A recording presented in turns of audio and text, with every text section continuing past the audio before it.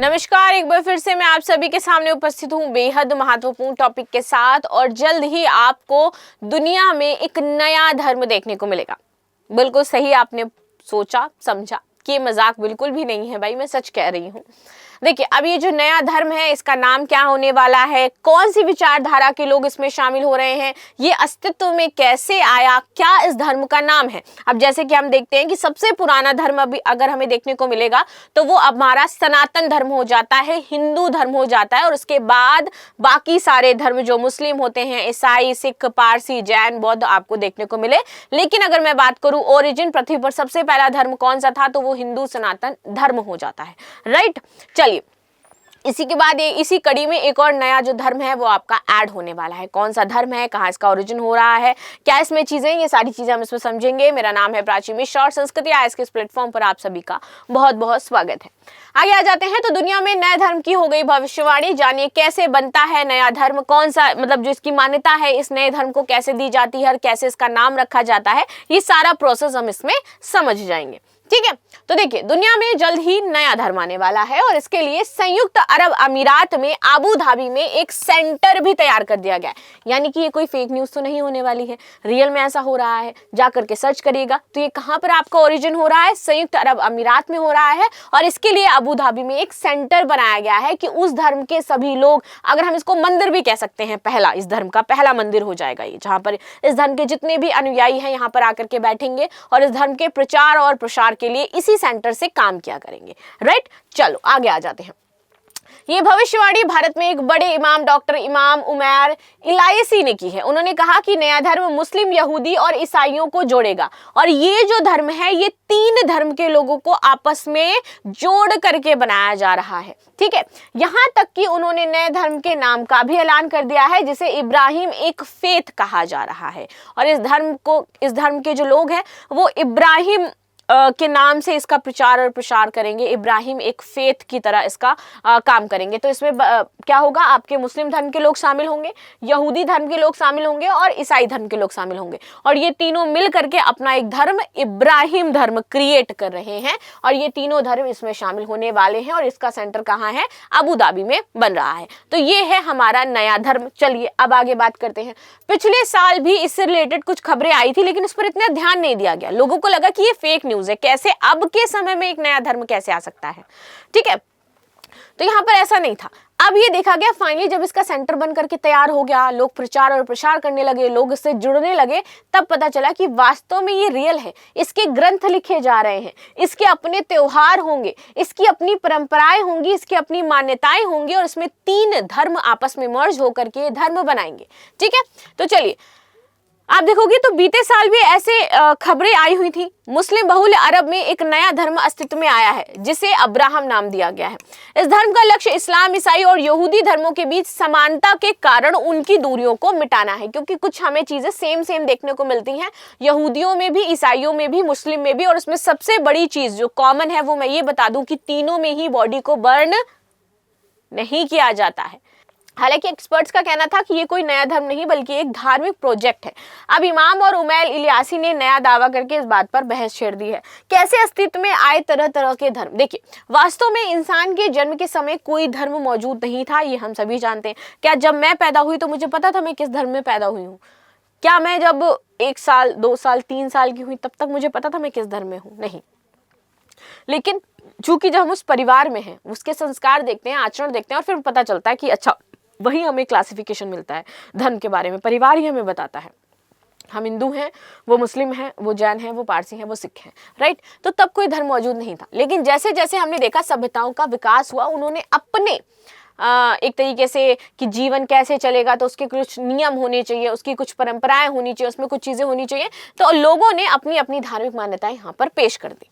इसी क्रम में सनातन, इस्लाम, ईसाई, दुनिया के अन्य धर्म आए और किसी धर्म को बनने और उसकी मान्यता के लिए सबसे जरूरी तत्व है अध्यात्म। ठीक है, तो सबसे पहले सनातन धर्म आया, सेकंड में इस्लाम, थर्ड में हमें ईसाईयत देखने को मिलती है। यानी आप अध्यात्म के माध्यम से लोगों को कैसे एक कर पाते हैं और उन्हें कैसे परोपकार और मानवता के रास्ते पर ले जाते हैं, वही आपका धर्म बन जाता है। बौद्ध धर्म कैसे आया, जैन धर्म कैसे आया? जब देखा गया कि सनातन धर्म में हिंदू धर्म में लोगों का बहुत शोषण किया जा रहा है। एंशियंट की अगर मैं बात करूं, लेटर वैदिक काल की बात करूं, वैदिक काल की बात करूं, तो हमने देखा लेटर वैदिक काल तक आते आते चीजें बहुत ज्यादा प्रॉब्लमेटिक होने लगी थी। धर्म के नाम पर जो विभाजन है वो बहुत ज्यादा किया जा रहा था। शूद्र, वैश्य, जाति के नाम पर बहुत ज्यादा चीजें विभाजित करी जा रही थी। धर्म की बात भी मैं छोड़ दूं, मैं जाति की ही बात करूं, क्योंकि तब तक तो धर्म का उतना नहीं था, लेकिन जातिवाद बहुत ज्यादा चलता था उस समय। तो जाति के नाम पर लोगों को विभाजित किया जाता था। जाति के नाम पर कि आप जमीन पे बैठोगे, आप शूद्र हो, आप पढ़ाई नहीं कर सकते हो, ठीक है। तो जब लोग बहुत ज्यादा प्रताड़ित हो गए चीजों को लेकर के, व्यापारी वर्ग इसलिए परेशान हो गए क्योंकि उसको बोला जाता था दक्षिण की तरफ जाओगे नहीं, और उसको व्यापार करना था समुद्र पार जा करके। और हिंदू धर्म में था समुद्र पार करोगे तो आप क्या होगे, पूरी तरीके से मतलब पापी हो जाओगे, ठीक, ये अवधारणा दी जाती थी। तो व्यापारी वर्ग परेशान हो गया, व्यापार नहीं कर पा रहा था, बंद गए थे लोग। इसके बाद आता है बौद्ध धर्म। बौद्ध धर्म क्या देता है, स्वतंत्रता।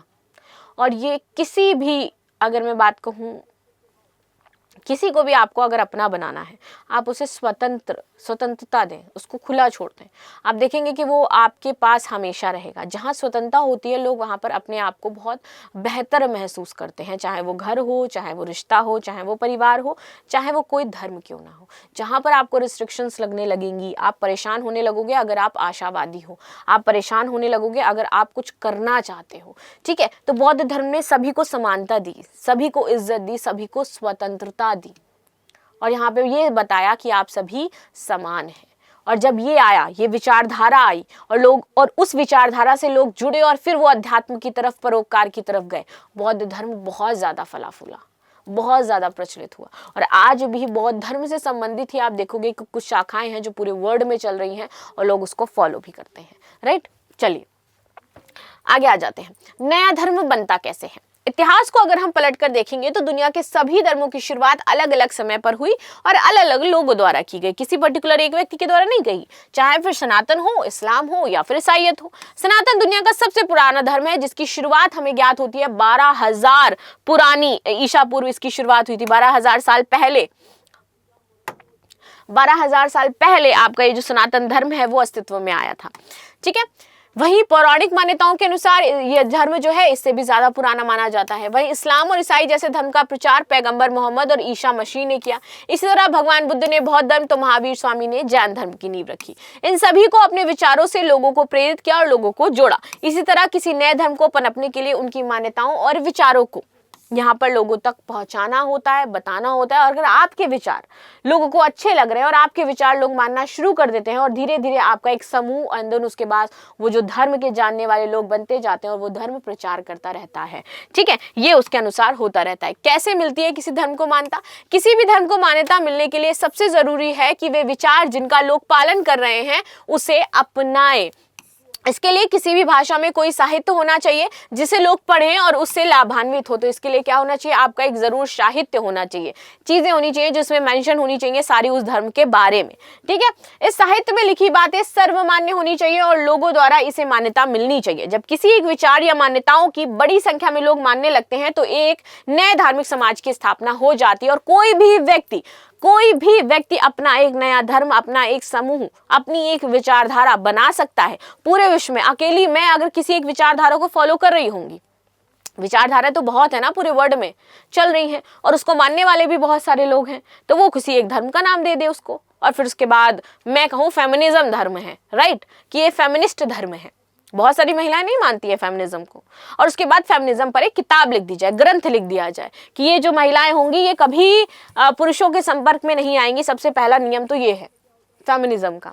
दूसरा, ये कभी भी शादी नहीं करेंगी। फिर ये देखा जाने लगेगा, फिर फेमिनिज्म का एक मंदिर बन जाएगा। मंदिर में रखा कौन जाएगा, वही लड़की रखी जाएगी जिसने, वही देवी रखी जाएगी, अगर मैं कहूँ देवी नाम दे दिया जाएगा ना, फिर उसको वही महिला रखी जाएगी जिसने उस ग्रंथ को लिखा है और जिसने इस धर्म के लिए बहुत काम किए, प्रचार प्रसार किए, उसकी हम लोग पूजा करने लगेंगे क्योंकि उनकी बातें सर्वमान्य है। लेकिन फेमिनिज्म क्या सर्वमान्य है? नहीं है, विरोध किया जाता है इसका। चलिए आगे आ जाते हैं। धर्मों की उत्पत्ति का क्रम।